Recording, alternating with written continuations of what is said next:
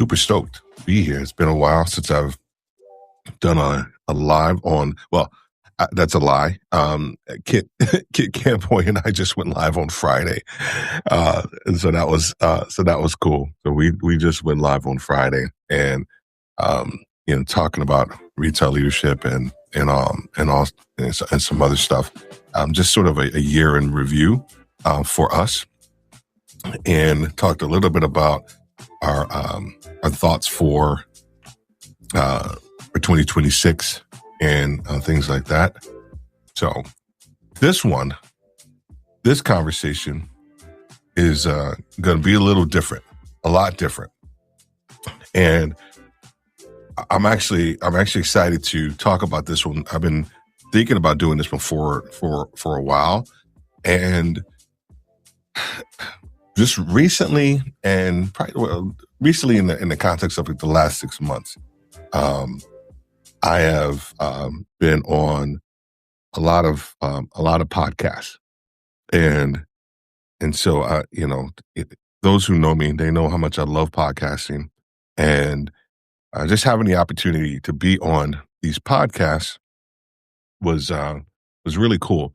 But it started to spark something inside of me, something I had I wrote down a while back, and it was around leadership lessons with podcasting, and and then it started to sort of become like this like a little running joke, right, around thought leadership and the idea around everything could be turned into thought leadership. If you saw my post on LinkedIn, then you know what I'm talking about, as it relates to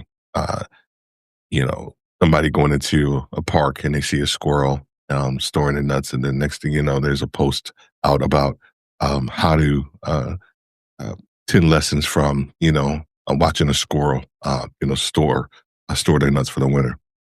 And so I was poking fun at that. But the interesting thing, I've done that before, right? I've done that before. So I poke fun of it because the sort of the underpinning of this conversation is around, guess what? The leadership lessons I've learned from podcasting for such a long time. And there are some patterns and there are some things that I wanted to share with you. Before I do that, a couple things that I wanted to make sure that I discussed, and it was really how I got into podcasting, because I think that's an important part of it, because I didn't have this master strategy. When we meaning my co-host Jerry and I, when we started to do it, we were. I'll skip ahead a little bit in the story. We were teaching a class at our church on entrepreneurship, and you know how that goes. You start teaching a class, and then after class, people start having questions. I started to meet with a whole bunch of different like founders and leaders separately, and then Jerry was doing the same thing. And, what we noticed was that a lot of these individuals were having some of the same issues, partly because a lot of them, and Jerry and I, we were, I was married at the time. We were trying to balance, how do you start a business and run a family and be married and all these other things. And so that was a common theme that we noticed. And a lot of guys were struggling. The audience was specifically men who were thinking about or currently entrepreneurs, and how do they balance that journey. And so we just started having conversations like on the phone, and we used this system called Blog Talk Radio. And we didn't even know the idea or the concept around podcasting in the context of like RSS feeds and all that other stuff. Our focus, and this is sort of going to be leading into a couple of things. Our focus was simply around how do you have just great conversations, and then how do we learn as we're going through this process. So we started a podcast called By Husbands for Husbands, 2007, and it was by all measures, back then it was successful, and um, we had a lot of different people on, and we had a lot of different conversations, and we started to use it as our sort of incubator, around different leadership ideas, how we see the world, how other people see the world, and then how those interactions and those situations, impact us. And it it it was successful because I we were able to get a lot of speaking gigs out of it. We were able to do all these other things that the podcast and having these conversations afforded us. And it was an amazing opportunity, amazing time in my life that really sort of catapulted everything else, even what I do today. Um, I wanted to talk about. I'm going to talk about the reasons here in a second too, but I wanted to help you. Uh, those of you who are thinking about podcasting, but here's the core of what we're going to be talking about today. Yes, podcasting is sort of the apparatus that we'll be discussing relative to my experience and then the things that I've been able to learn from it. But the core of this is around leadership ideas, is around how do you take some of the things that we're going to be talking about today and infuse them into your leadership. And so, uh, foundationally, what we did, if you were listening to the story, what we did initially was to identify a problem, right? With that was out there in the marketplace, right? We had men who were thinking about doing something, or were doing something, but they needed guidance. They needed a safe space. So that was the problem, right? That was the problem that we identified and that we chose to solve. As a leader, as an entrepreneur, right? It is so important that you are able to identify that problem. And I say this all the time in my coaching sessions. I'm talking to people. I said the goal of a leader is to understand what specific problem your leadership style solves. If you can understand that, then you're going to be way ahead of a lot of other people. Way ahead of a lot of other people. So you have to make sure that you understand the specific problem that your leadership solves. Once we were able to do that, we realized that, um, and this is such a freeing, idea and concept, is that when you're doing a podcast, outside of everything else that you do in life, especially as a leader, you typically need permission. When you're doing a podcast, you don't need any permission. You need zero permission. You need zero sign-offs. You need zero people to green light your ideas, period, right? And so as a leader, it became very, and for me, it still is very freeing that I could talk about whatever it is that I want to talk about. Years ago, I had a company where I was teaching people how to start a podcast and lead and live stream on using podcasting. And one of the things that I always started with was exactly that. Listen to me. Your idea is your idea. Period.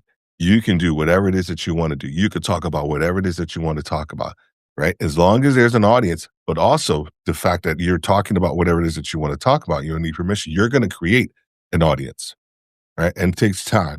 But that part, it was very freeing for us because our job, right, had rules, right, and regulations and all these different things that we had to abide by. Podcasting, it cut all of that off. We didn't have any of those things that we had to deal with. Um, the other thing that we realized too, and this is all leading up to some of these key ideas. Another thing that we realized was that we had to keep the conversations simple, and then create space for those conversations. So Jerry and I are both. I don't even know what Jerry's Enneagram type is, but I would dare say that he's a three. So we were probably both threes at the time. I don't think we had taken any type of personality test other than like DISC and Myers-Briggs back then. This is 2006, 2007. And but what we realized, because we wanted the same thing in the context of, if I'm having a conversation with somebody, I want them to be able to create space in order for them to really listen to what it is that I'm saying before you respond.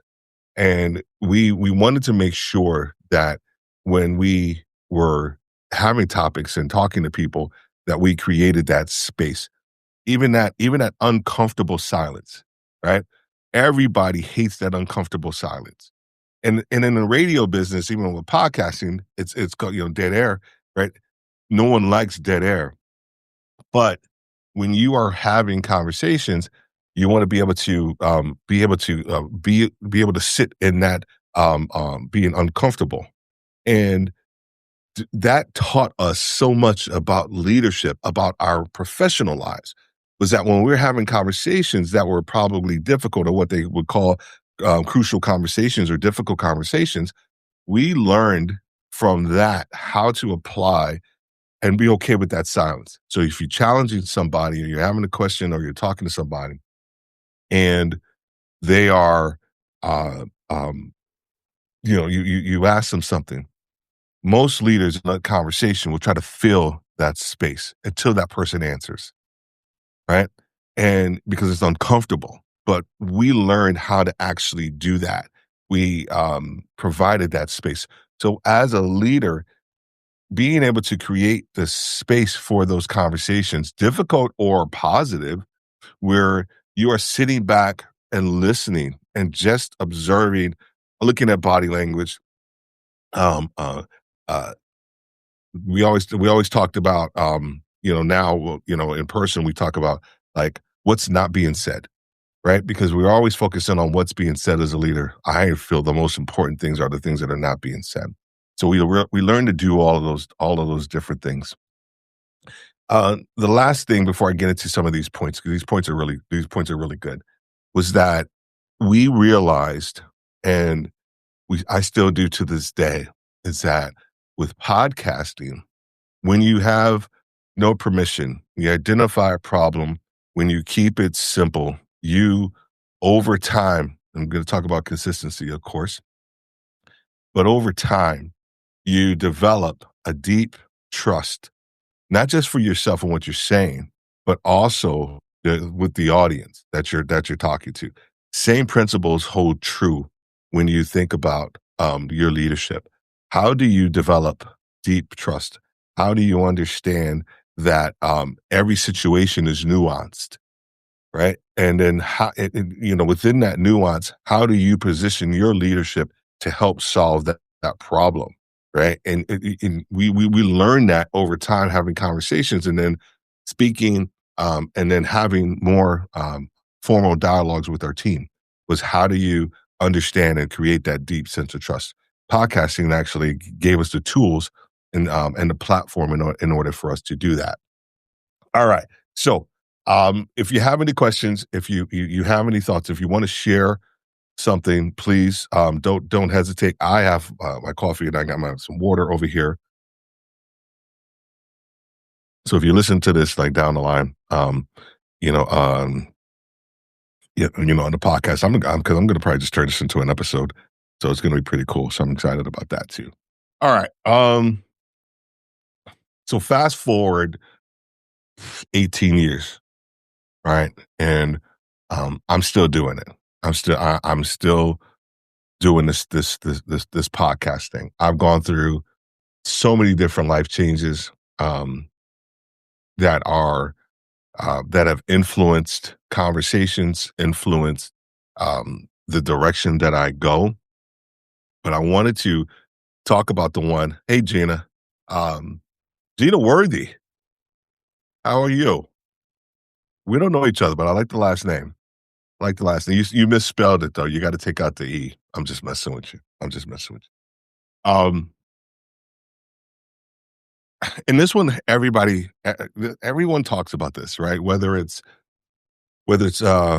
posting and writing, building thought leadership or whatever it may be, is is consistency. And the point number one is consistency builds trust. It just does. And I know, it's that a lot of these things aren't going to be earth shattering, right? But it's all about the implementation. It's all about the execution. So when I say consistency builds trust, early on, I published when we felt like it, and what we noticed over time was that more people started asking, for the information for more episodes. And they were like, hey, where have you guys been? Because we both had full-time jobs and families, when Jerry and I first started. And we were like, well, we didn't know that people really liked it, like that. We were like, okay, information. But what we learned over time was that if we're building consistency into this process, we end up building trust. And if you heard the other points that I just mentioned earlier was around identifying a problem, realizing that you don't have to get sign off. You could talk about whatever it is that you want to talk about, and you keep it simple.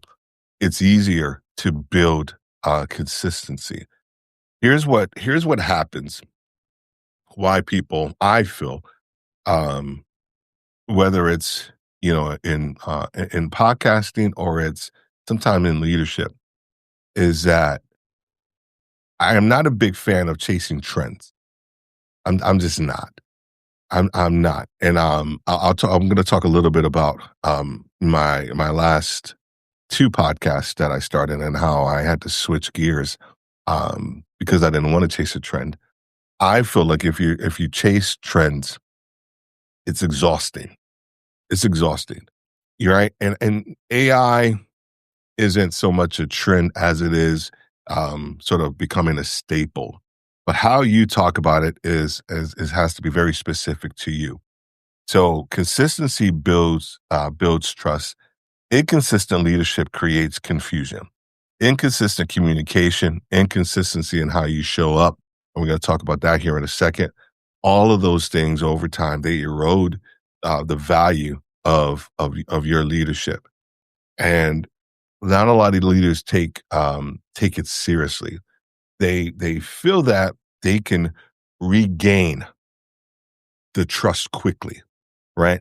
And it's not that way. When you think about things from a podcasting standpoint, you have to think about momentum, and the more momentum that you're able to generate actually benefits you, benefits your audience, it benefits the topics that you want to talk about, it benefits engagement. So number one thing that I've learned was around consistency. It builds trust. This second one, I could probably stop here at this second one. I really could, because this second one um, is the one that helped me, uh, gain or garner any measure of success that I've had over the last probably 7 years as it relates to worthy retail and things like that. Clarity of purpose creates impact. Clarity of purpose creates impact. So I'll just go ahead and talk about it here. So I had the podcast with Jerry, Five Husbands, Four Husbands, and then I took a hiatus, started back with a podcast called The Worthy Podcast. And if you saw my LinkedIn post, you can actually see the podcast artwork. We talked about diversity, leadership, and executive coaching. Three massively broad topics. I loved all three of them. So I was like, I can't pick, so I'm going to talk about all of them. It's just, hey, I'm going to do that. And what I realized over time was that I wasn't having enough impact. Wasn't having enough impact for the audience. So what I ended up doing was getting a podcast coach, Charlie Valhurt. God bless you, Charlie. He's over in Australia. We just had some really good conversations. And after like our second session, he said, Steve, your content is good. Your content is good, but your audience is wrong. Your audience is wrong because you're talking to everybody. And he said something I really didn't want to hear. He said, talk to me about your retail career. I said, man, I don't want to do a podcast on retail. I really don't. And in my mind's eye, what I thought he wanted from me was to start a podcast talking about the retail industry, you know, customer experience, logistics, assortment, like store design, store like I don't want to talk about any of that stuff. I was dealing with that on a daily basis. I didn't want to deal with that. But he said, just humor me, talk to me a little bit about it. So we spoke for about a half an hour. And he said, okay, next session, come back to me with, um, some topics around no, excuse me, just around retail. He didn't say anything about leadership. He was very slick with that. And he said, come back to me with 13 topics. I tell this story all the time. Um, and I ended up coming back to him with 40 different topics. And they were all centered around leadership. They were all centered around the what I call, and I still call, the unspoken challenges that retail leaders face and no one wants to talk about. And as I'm talking to him about them, we're going through some of the topics and titles. He said, in perfect coaching fashion, so what are you going to do with this? I was like, man, what are you talking about? And I know what he meant. I know what he meant. But I got to tell you, that was a turning point in my journey, not just with my podcast, but honestly in my life. So if you saw the post today that I did on LinkedIn, I literally said podcasting changed my life. And it wasn't tongue in cheek. It wasn't meant to be hyperbole. It literally did. And because what I ended up doing was I ended up changing everything about my podcast. I went from The Worthy Podcast to Retail Leadership with Podcast. Retail Leadership with Podcast. Retail Leadership with Steve Worthy. And I changed up my business. My business at that point in time initially was called Worthy Leadership Group. Changed up the business to Worthy Retail U, and then I ended up changing the U, and now it's just Worthy Retail, and now it's Worthy Retail Global. But that shift changed everything. And here's the clarity part. Here's the clarity part was that when I was able to get clarity on my messaging and who I wanted to serve, the company and everything we're doing just grew exponentially.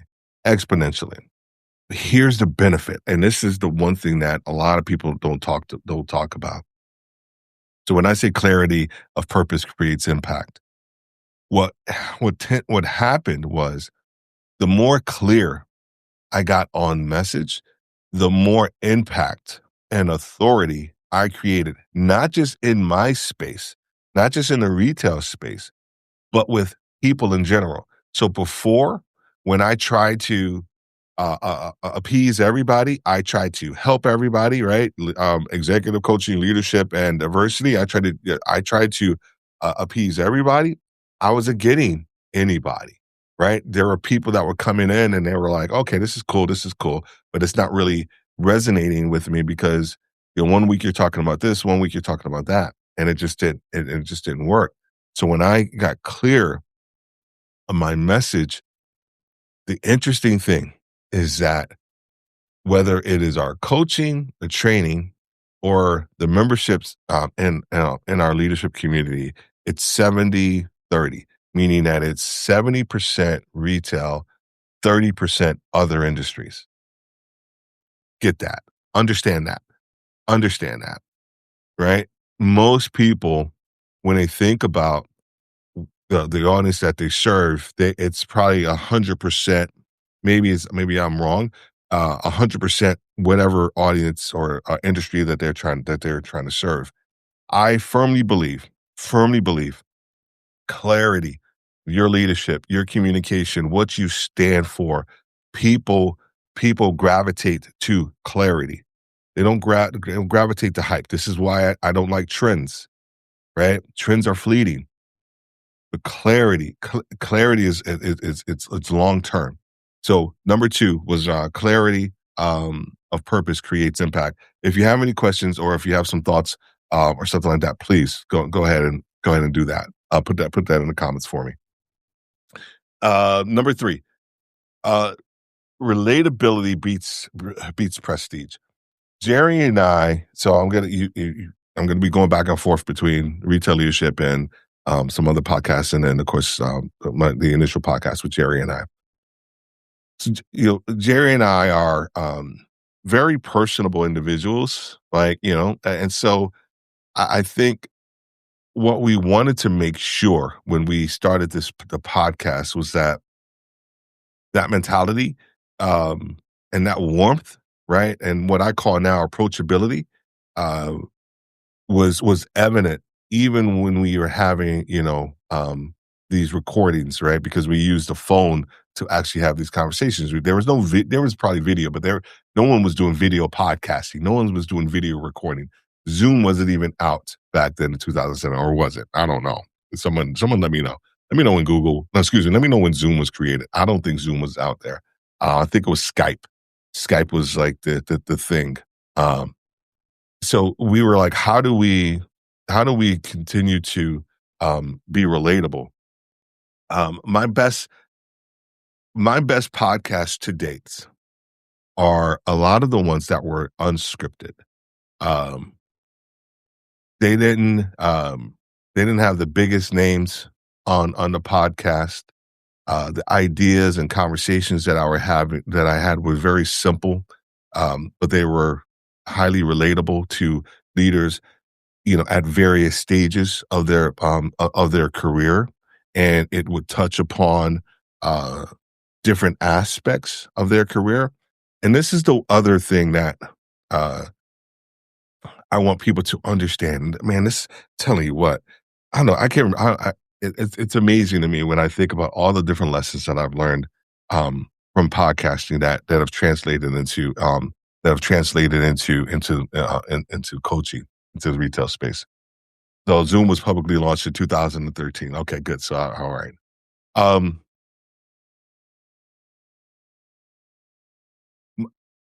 when I started podcasting, when I started back podcasting, I fell into this thing, into this sort of funk because I wanted my podcast to touch so many different people at so many different parts of their career and so many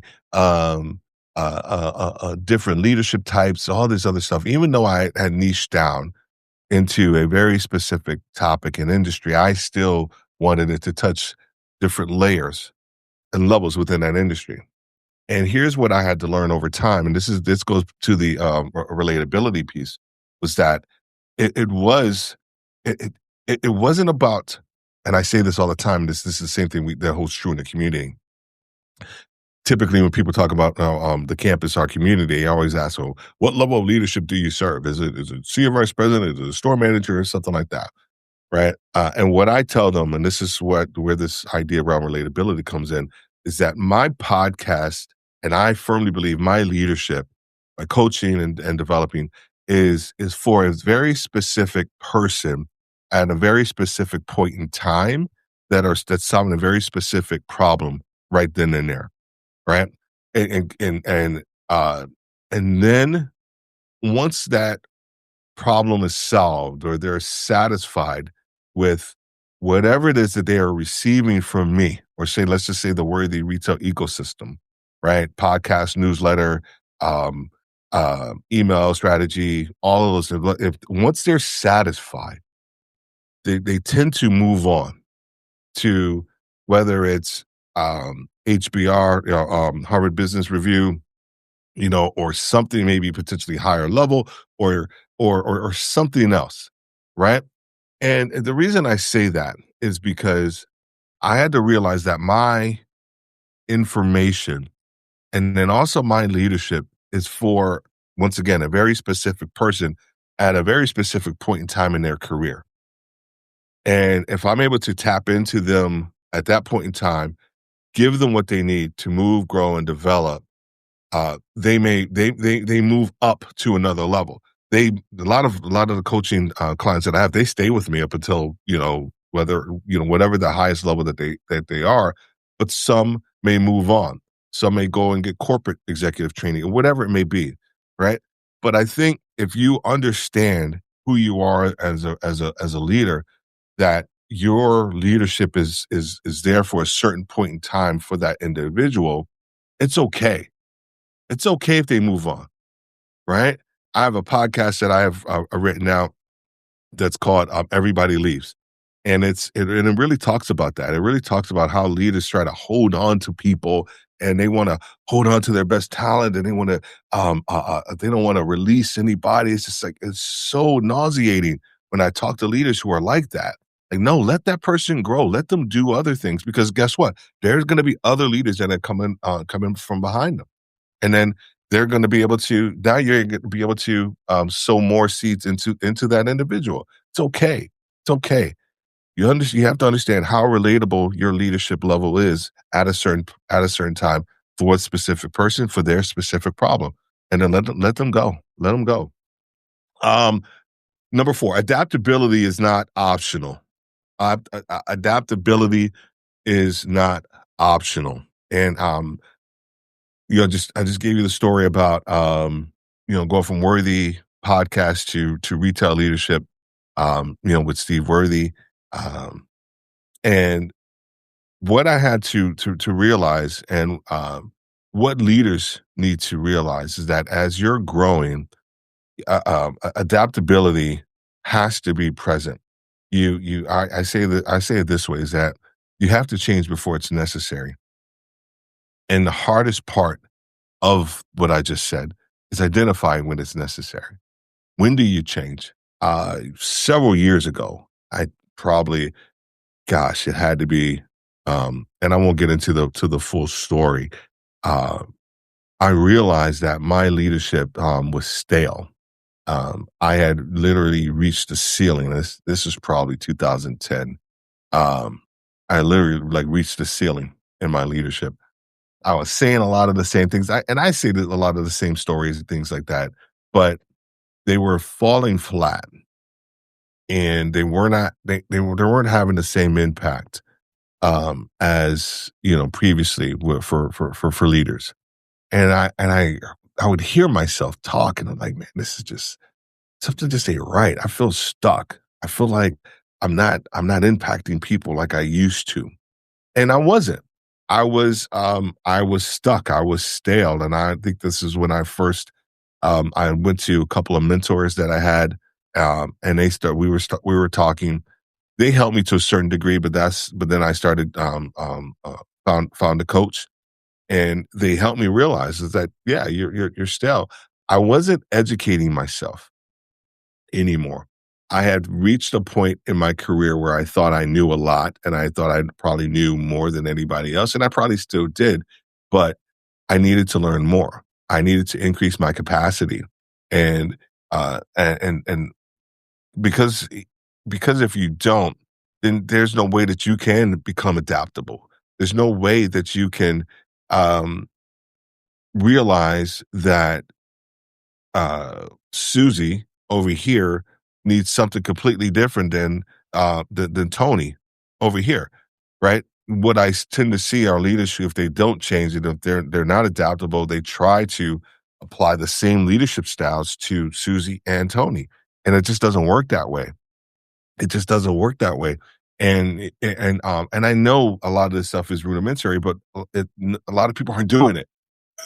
They're not doing. They're still having the same conversations that they had in, um, 2017, right? And you can't do that. As a leader, you have to be adaptable. We had to adapt our show. We had to adapt the conversations that we were having. And just recently, um, I did sort of this audit of my podcast. I did an audit of my newsletter, and I realized that we were at a good level, but there was more for us to do, a higher level, a higher altitude of ideas and concepts, and execution and implementation that we need to address, that we need to talk about. So in 2026, that is our focus, right? Our focus is we're not changing messaging, we're not like doing something new. It is just we've matured. I've matured as a leader.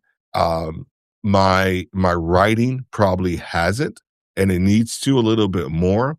The podcast has been good, but it needs to elevate even more. And elevate doesn't mean that I'm going to be moving away from certain roles or certain people. And that just it doesn't work that way. Um, Anybody who's worked with me in the past, they know that when we when I lead them at a and have conversations with them at a level or two higher than their position, right? I always felt it important to do that. It's not about just where you are. It's about how do I help you move there to the next level, possibly to the level after that. And one of the best ways to do that is to communicate in that fashion. It's to set expectations in that fashion. And you have to be okay with who you are as a leader to be able to do that. Be comfortable in your ability to lead other people. I wasn't able to do that like in 2010, right? I wasn't able to do it. I was stuck. Now in my career, I'm able to do I'm able to do whatever I want as it relates to leadership, and have conversations with anybody. So adaptability has to be that. Um, I'm gonna your voice, your voice is enough. Is enough. I gotta take a. I don't have a drink, so I gotta take a sip of coffee on this one. The coffee's probably cold. Yeah, it is. So I'm gonna switch to water. um, your voice is enough. I used to when I started back, even within the topics and retail space. Um, I would hide behind the guests. I would, and I still put them front and center, right? Because it is about them. But I think partly I would hide behind them um, because I was still developing my voice. Here's the one thing about leadership that I know. When you are thrust into a leadership position, and people can say this or they can prove me wrong, and you can object to this. When you initially thrust into a leadership role, one, you don't really know really what you're doing. You still have to learn. Two, the tendency of how you communicate and how you strategize is based off of someone else. It's based off of individuals that you have watched. So for me, John Maxwell was that, my Pastor Philip, when I left New York and was living in Charlotte. A lot of my initial leadership was based on how they communicated, how they would see a problem, how they strategize. And that was okay. It's okay. So I'm not saying that's negative. It's okay that you do that. But over time, when you're educating yourself and you're growing and you're equipping yourself personally, even more so, you start to develop your own voice. You start to develop your own voice, and it's enough. The one thing I hear all the time, this is all the time, and not everybody says that, but when anybody wants to start a podcast initially, a lot of times, or they may have something that they want to say, and they'll say this, they'll say, "I hate the sound of my own voice. I hate the sound of my own voice." Steve, you have a good voice, so you're fine. And I would almost hazard a guess, because every time I would say I was probably 99% on correct when I would challenge people back. And I would say it's not about the sound of your voice, it's about the relevance of your voice, right? A lot of times people don't want to start a podcast because they're not sure of what they want to talk about. They're not sure of their own voice. They're not sure of what they stand for. They're not sure of how they need to communicate that. And that's okay. I'm not saying this is completely, this is what I've gone through. So this is everything that I'm talking to you about. I've gone through this. And that's why I say with point 5 is that your voice is enough. You start off borrowing ideas, concepts, and structures, and all these different things until you develop your own. Everything that we do, everything on that website, with a Worthy Retail, everything there, came from trial and error. It came from, um, all of my experiences, good, bad, or indifferent. It came from developing and testing new ideas.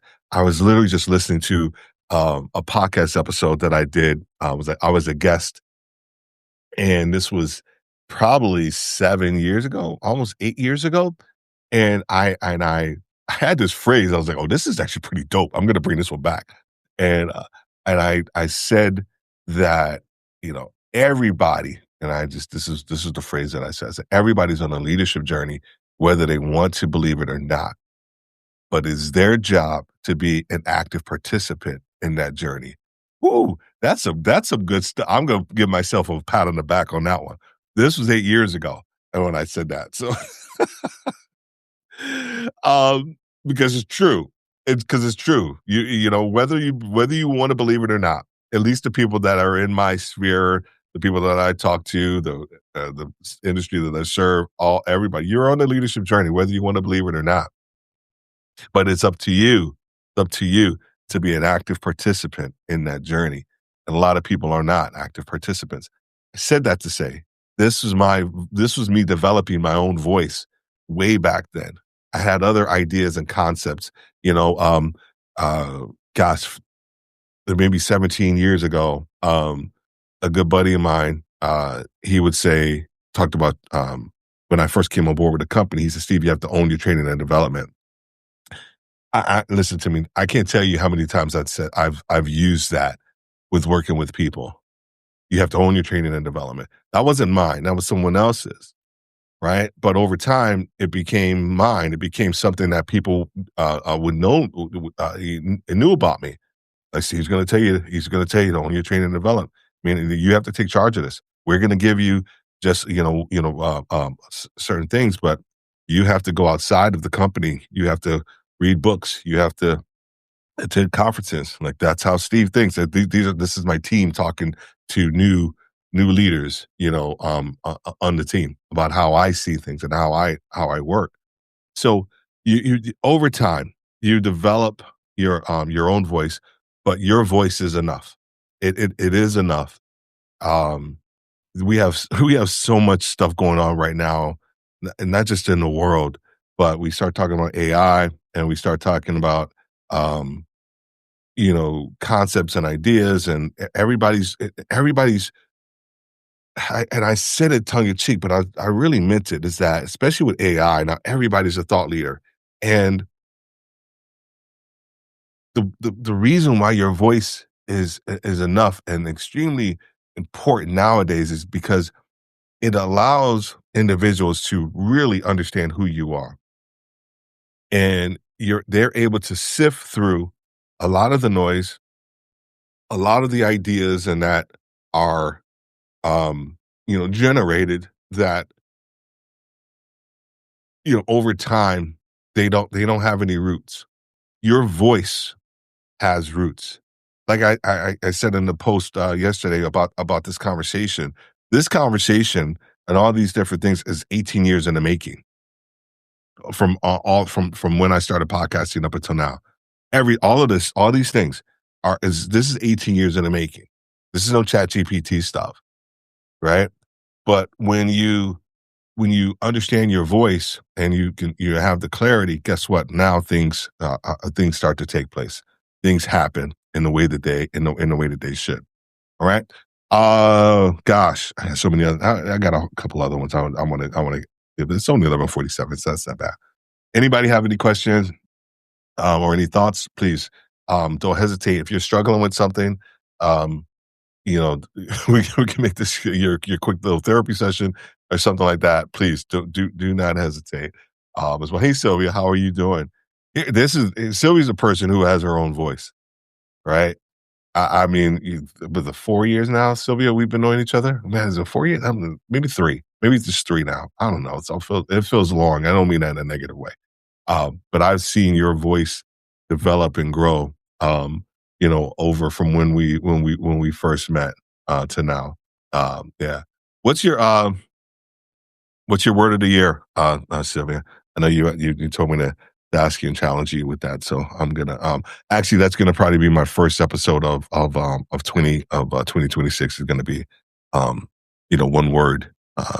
What's your word of the year? So uh I'm actually gonna probably be recording that one right after Christmas. So that's gonna be cool.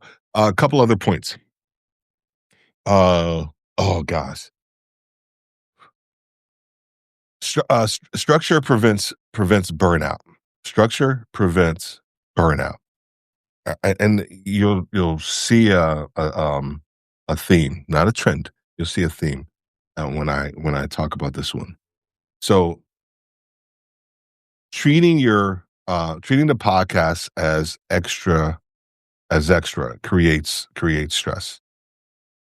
I'm just reading some of the thoughts I had. Systems create sustainability. Don't chase trends. There we go.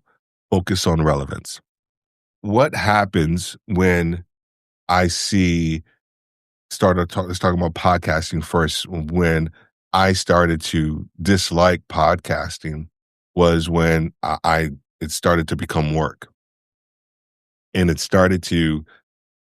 I started to do things that uh, didn't flow were outside of say my normal workflow of how I do things, right? So in the context of years, I've built up an idea of of how I wanted to record, yada yada yada. And then when I started to change that up and I started to add all these different things because I saw, guess what? I saw somebody else doing it over here. So I would start add this and add that to it. And it just started to become work because I couldn't keep it up. I couldn't keep up with these these new changes and trends and things that the industry was doing that I was like, "Oh my gosh, if I don't do this, I'm gonna fall behind. I'm not gonna be relevant." Right? Leaders do the same thing. Leaders do the same thing, right? We want to remain relevant. We want to remain top of mind. All these different things. But if we start to see development, um, as work, then we won't do it. So going back to 2010 when I started to stall, I think prior to that I started to see development, reading books, all of that stuff as extra work. I was like, okay, I mean, what else can I learn? I think I even said that to myself, like, what else can I learn? What else is there? And so there's so much more. But when I started to break through and to realize that I don't know it all, and there's much more for me to learn. Then things became a lot easier. Here's the, and this is once again something I'm going to say about my own that I've learned about my own voice over time. A saying, if you will. Uh, a lot of leaders will go from one role to the next, and uh what I would say to all my leaders, and I say it to myself now too, is not just to change before it's necessary, but sometimes, often, is that you have to suspend what you currently know in order to receive more in, right? What what leaders tend to do is they tend to go in with both maybe even three guns blazing, and they start to try to over index on their prior knowledge into the new role, into this new team. You can't, you can't do it. You can't do it. So I have this I don't know what number book it is, but I wrote down some these different concepts around driving, right? And different people, different leaders that I've seen and I've identified while driving. And then I have this concept around merging, right? And I learned this. My sisters, when they were teaching me how to drive, they taught me this lesson, and I 100% believe it still to this day. And they would say, Stevie, you when you're merging, you have to match the speed of the traffic. And this is 16-year-old Stevie. Like, now I'm a grown man, and that lesson that they taught me still holds true to this day, and I see it in leaders that don't do it.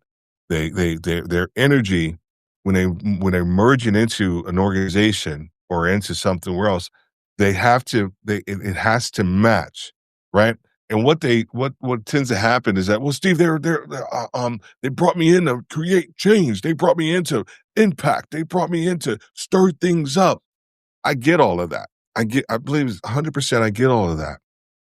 But if you come in, your team is going at a speed of 4, and you come in with at a speed of 8, 9. Listen to me, no one's listening to you. No one's listening to you.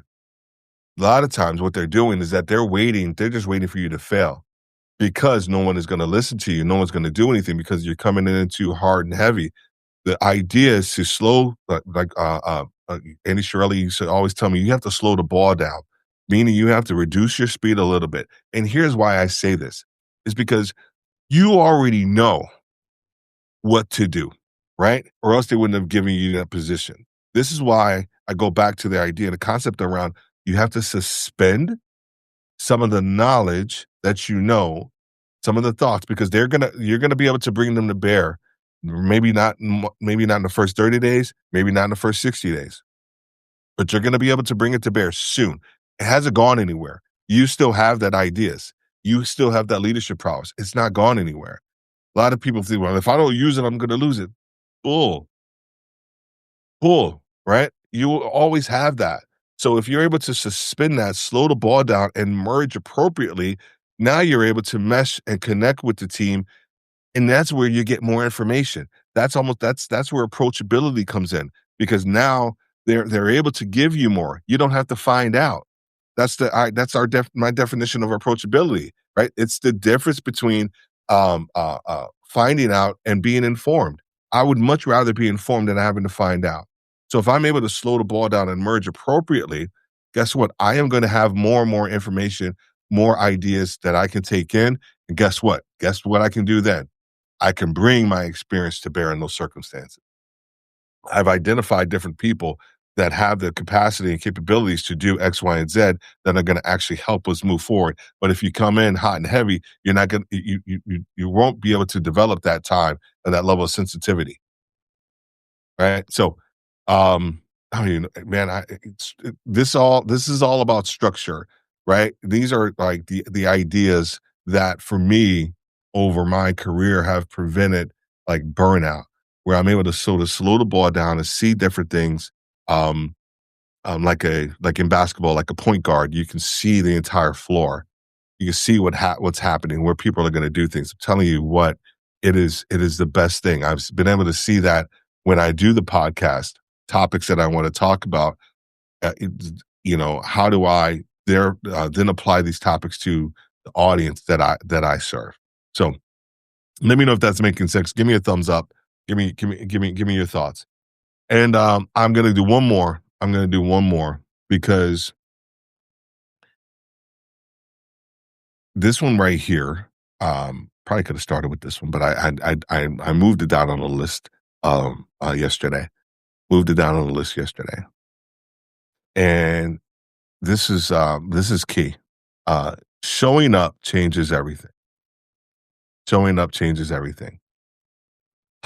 And you may think that well, Steve, didn't you just say consistency creates impact? And then showing up is different. Showing up is different than consistent. Um, talking to a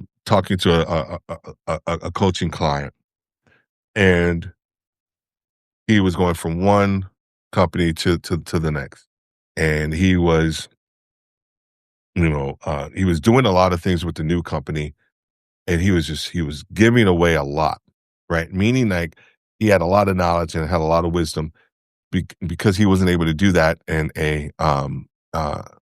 his previous role. He felt the freedom to be able to do that. And one of the things that we had a conversation with was like, hey, slow the ball down.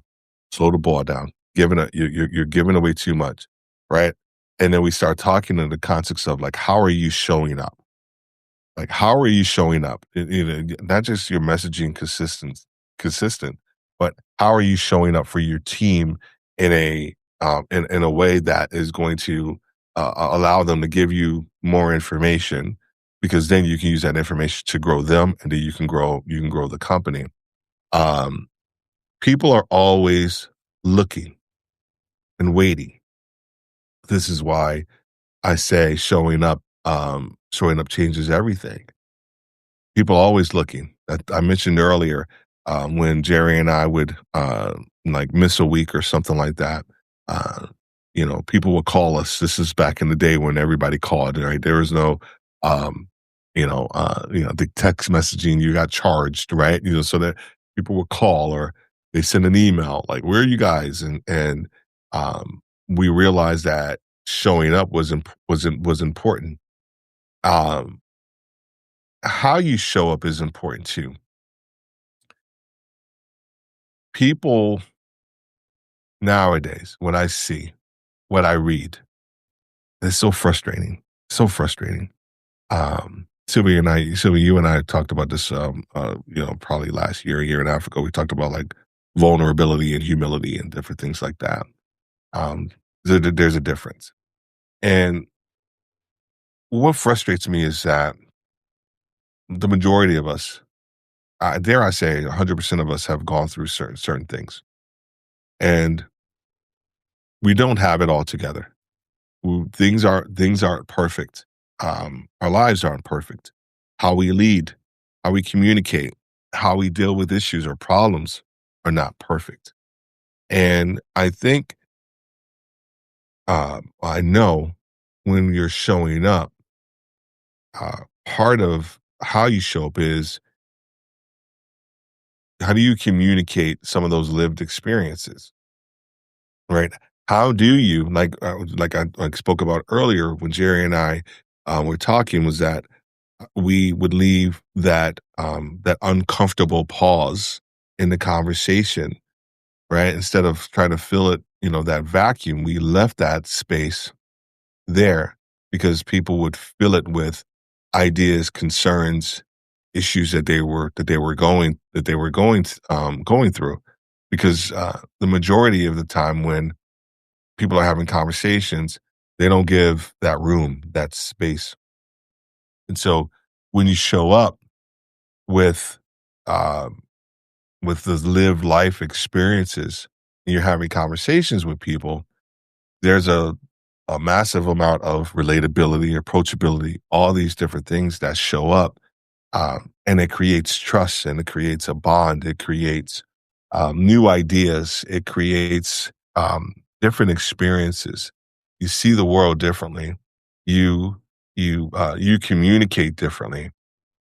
Uh, you know, you you know, had a client, and they were moving up the ladder, and part of our conversation was, enjoy the journey. And it's almost like when, as a kid, right? My parents would send us down south. My parents were originally from South Carolina, and then we were all born up in New York State. And then they would send us down south, like, in cars, right? Like, to spend the summer in the South. And I remember just looking out the window and seeing the different views. And the interesting part was that, they would um, uh, take the same direction, or take the same route, like, down every year, right? So just think about this, like, every year they would take the same route down. So if you're doing this 4 or 5 summers in a row, there are certain areas of that journey that you become very familiar with, and you could look out and, year 1, you may be looking at a tree that's off a cliff, and you're like, "Oh, why?" Because it stands out because it's hanging off on the cliff.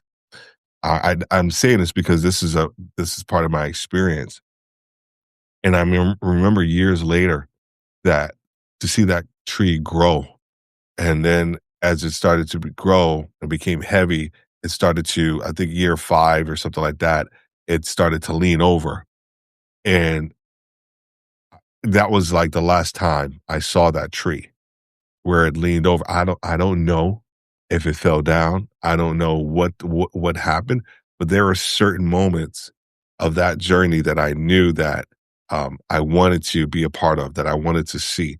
And I think as a leader, we skip those elements of our journey. We always want to get to the good part. I got to tell you, it's not just about getting to the good part. Everybody says the journey is the most important. Trust the process. Yada yada yada. Whatever phrase you want to use, it's important. It's extremely important that you show up properly. But the only way that you're going to be able to do that is with your lived experiences, the journey, understanding where you are, and then leaving space for other people to share theirs. Right. I've learned so much from other people. It's I can't even quantify it. I can't even qualify it. It's like there's so much that I've learned. A lot of the things that I'm talking to you about, I could probably go for 2 hours, but I'm not going to. Because there's so much information that I have inside of my head that I'm that I want to share. I'll leave you with a couple of like closing thoughts. So, podcasting taught me these things, not just the lessons we talked about, the closing things. Leadership isn't about perfection. It's about presence. It's about clarity. It's about showing up before you feel ready. Take that one. Take that one. I'm not gonna charge you for that one. That one right there. That's the word. That's worth the admission right there. That's worth the. I'm actually gonna Sylvia. I'm gonna send you an invoice because I know you don't know that one. I'm joking with you. Joking with you. Cher, I'm gonna send you an invoice too. With the word of the year, let's also do lessons from. Oh, I like that. I like that. That's. Ooh, that's good. You're writing my podcast for me. I like that one. um, yeah, but it's not about being. I know we understand that intuitively, right? We get it. Like we know it's not about being perfect. Man, there's so many people that are still trying to be, and it just doesn't work. People can see right through it. So those are some of the lessons. Um, everything that we, everything that I spoke about, um, we do this, and we talk about this, in our community. We talk about it in our coaching. We talk about it in, the study. Last year, we did a retail leadership development study. I would love, if you're a retail leader, retail leaders, to have them fill out that study. We've started gathering information. Uh, a lot of the things that we're going to be uh, talking about and going after next year, um, as a company, from a training and development standpoint, come from that study. The results of that study: 621 leaders from all over the globe, and just really good information. Uh, and a lot of that information was not. It's not just relevant to the retail space. It's a lot of it is relevant across different verticals, and uh, it's been really rewarding to see how podcasting, something that Jerry and I sort of stumbled on, but we were very open to in 2000. So, I mean, because we had started in 2006 with the training out at our church, and then it moved into um, to the podcast in 2007. So we were really doing a lot of this stuff in 2006, and just to see where it's brought me to this day, and where it's gonna take me, in the future. I'm excited about it. I'm open to it. This year we've had some amazing guests on that are just, outstanding. Next year, we have master classes launching on the campus, our leadership community, and uh, then the podcast we have. I only want to talk about some of the guests that we have on there. You guys are gonna have to just subscribe and wait to listen. Um, the one thing that I will be doing next year is I will be doing a lot more solo. podcasts. What I realized last year, I didn't do a lot. I think I honestly did the vast majority of my episodes last year were with the guest, and I'm not going to do that. I'm not going to do that 2026. I have too much information in my head that I want to share. So I'm actually excited about it, and uh, sort of reset the the studio for to maximize my productivity. Uh, we're gonna keep it. We're gonna keep these podcasts that are coming up in 2026, the solo podcast, very simple from a production standpoint, because at the end of the day, it's about the information that we're going to be sharing, and I'm excited for because all of you are going to grow. So if you have any questions, if you know anybody that um, is going through anything from a leadership standpoint. Um, they're stuck. They're lacking continuity. Uh, they have an idea where they want to go, but they haven't clearly defined their path. Um, Send them my way. Send them to Worthy Retail. Would love to have conversations, whether it's either with someone that you know or maybe it's with yourself as well. Uh, Other than that, it is Sunday afternoon now. Enjoy, or for you, Sylvia, it's Sunday evening. Uh, Please, everyone, enjoy uh, this weekend, and of course, next week is Christmas. Merry Christmas to everyone, and then of course, Happy New Year. I may try to do a live, right before uh, the New Year's, maybe talking some of the lessons that I've learned. I know Kit and I did something on Friday, but I have some more personal like leadership and the things that I've learned that I definitely want to share as we move from 2025 into 2026. Thank you. Wishing everyone a very merry Christmas. Have a great day. Um, Sunday and then Christmas and all that other stuff. All right. Have a great day. God bless. How do I stop this? I have to do it. All right, everyone. God bless.